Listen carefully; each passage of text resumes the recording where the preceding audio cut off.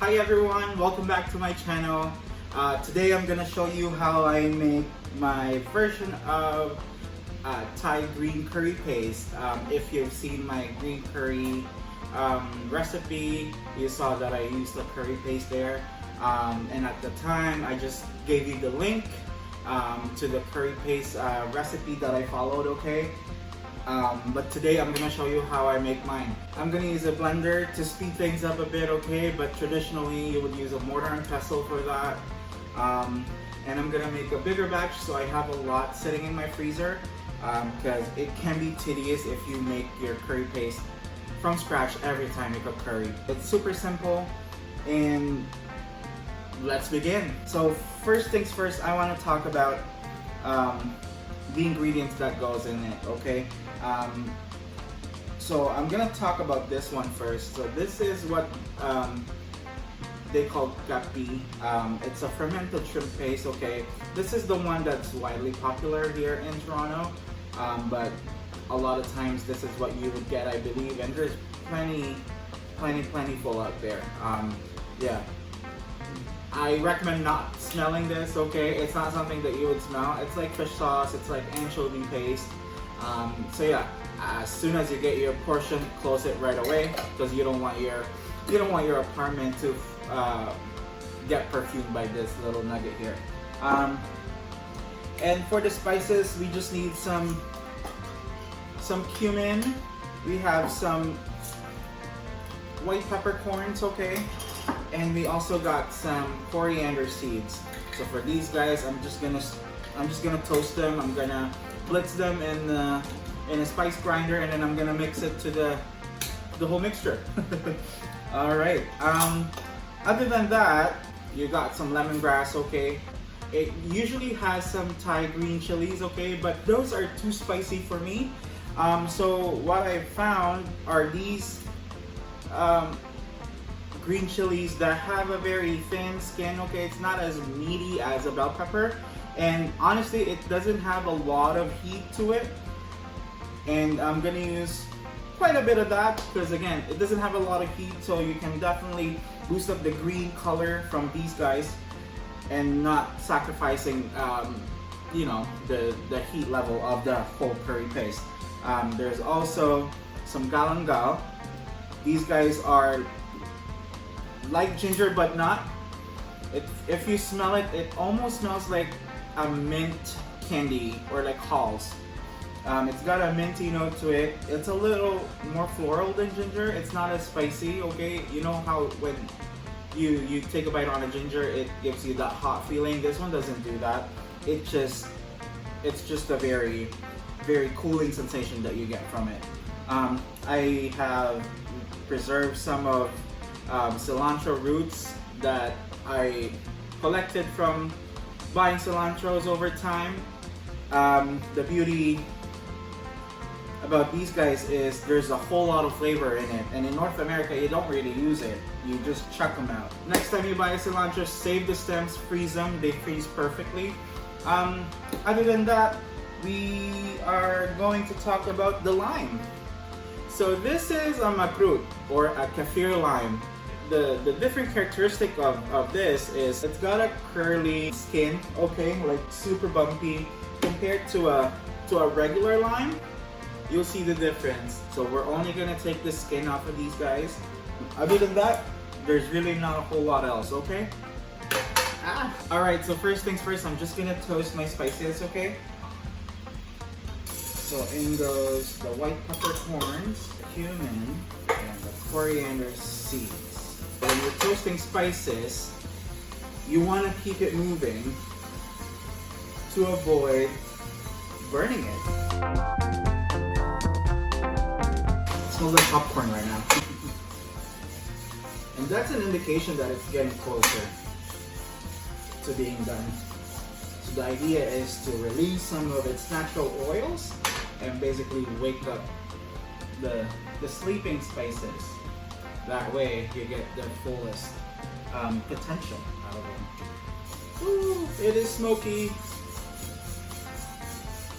Alright, at this point I'll turn it off and just let it cool off a bit. Alright, so the next step is to prep your herbs, okay? So I'm gonna start with the lemongrass.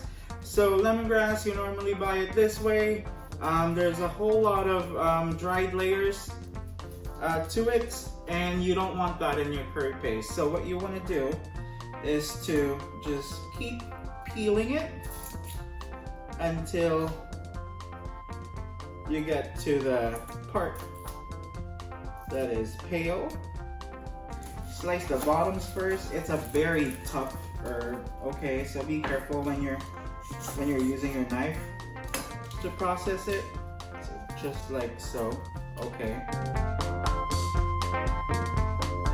And then what you want to do is just cut roughly where the paler green part ends. So for this one, it ends here. It's a little older, okay? But normally you would get more volume off of these guys. So again, for stock. And the next one, slice these guys thinly. And just into the blender. They all go in the blender. My cilantro roots, they are previously frozen. And you can just dump it all in there. For the chilies, just roughly chop the chilies. You just want to give the blender a bit of a break. Alright, so that's the chilies. And for the shallots, cut the top, cut the bottoms, cut in half. Just peel and chop. Alright, so the next one is the galangal. Okay, so slice it like you would ginger. It's a little tougher than ginger, so again, be careful. Just slice them small. You can do it this way, depending on how strong your blender is, okay? Some blenders are a little weaker than the one that I'm using.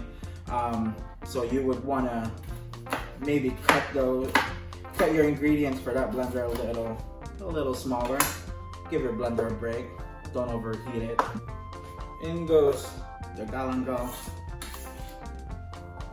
And last but not least, the Kaffir Limes, okay? If you can't find Kaffir Limes, because I know I was having the hardest time to find these guys fresh, there are some stores that would sell them frozen, or if not, just completely omit it. For the Kaffir Limes, I like to use the microplane, okay? Because it's easier.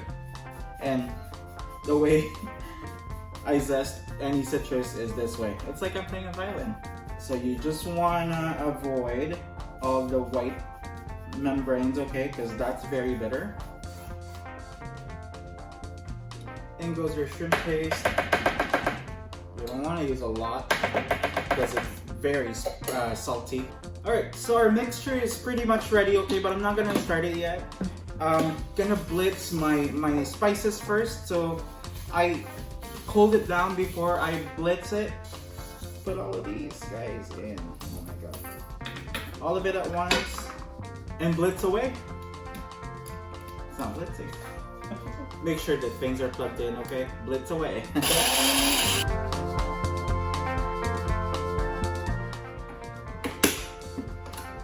Perfect. For any blenders, you want to start slow, okay? Because you don't want anything going too crazy. And yeah, blitz up. Push them down.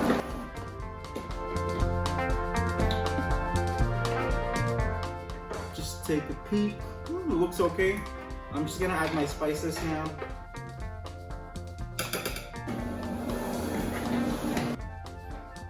So if you're using a blender like this, I'd recommend checking it once.